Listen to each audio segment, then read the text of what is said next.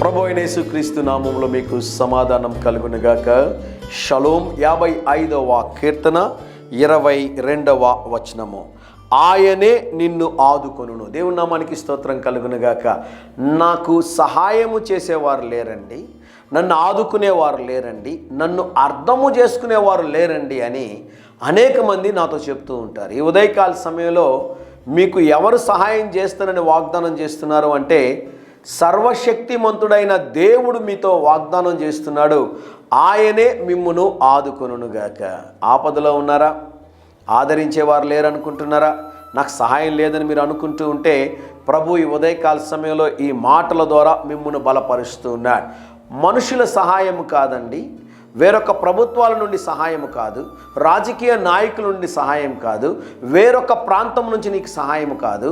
ప్రభు ఇస్తున్నటువంటి వాగ్దానము, ఆయనే నిన్ను ఆదుకోబోతున్నాడు. దేవుని నామానికి స్తోత్రం కలుగునుగాక. ఒకవేళ నన్ను ఆదరించేవారు లేరు అని మీరు కృంగిపోయి ఉంటే, ఈ ఉదయకాల సమయంలో ప్రభు మీతో మాట్లాడుతూ ఉన్నాడు. భయపడొద్దు, నేను నీకు తోడుగా ఉన్నాను. నీ స్థితిని నేను ఎరుగుదును, నీ పరిస్థితిని నేను ఎరుగుదును. మరొక మాట దేవుడు అంటున్నాడు, నీ స్థితిని నేను మార్చగలను, నీ పరిస్థితిని నేను మార్చగలను, నిన్ను ఆదరించగలను, నిన్ను బలపరచగలను అని దేవుడు వాగ్దానం చేస్తూ ఉన్నాడు. ఒంటరిగా ఉన్నాను అనుకుంటున్నారా? నాకెవరు సహాయం చేసేవారు లేరు అనుకుంటున్నారా? కొండల తట్టు నా కన్నులు ఎత్తుచున్నాను, సహాయము నాకు ఎక్కడి నుండి వచ్చినను అనుకుంటున్నారా? కింద ఒక అద్భుతమైన మాట ఉంటుంది ఆ అధ్యాయంలో, యెహోవా వలననే నాకు సహాయము కలుగును. దేవుడు ఈ దినం మీకు సహాయం చేయబోతున్నాడు. దేవుని నామానికి స్తోత్రం కలుగునుగాక.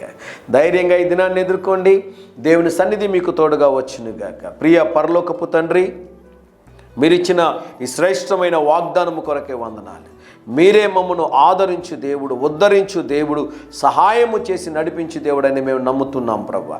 ఈరోజు ఈ వాగ్దానాన్ని విశ్వసించి పట్టుకుని ప్రార్థిస్తున్న ప్రతి ఒక్కరి జీవితంలో ఒక అద్భుతము జరిగించుమని యేసు నామములో ప్రార్థిస్తున్నాము తండ్రి. Amen, amen.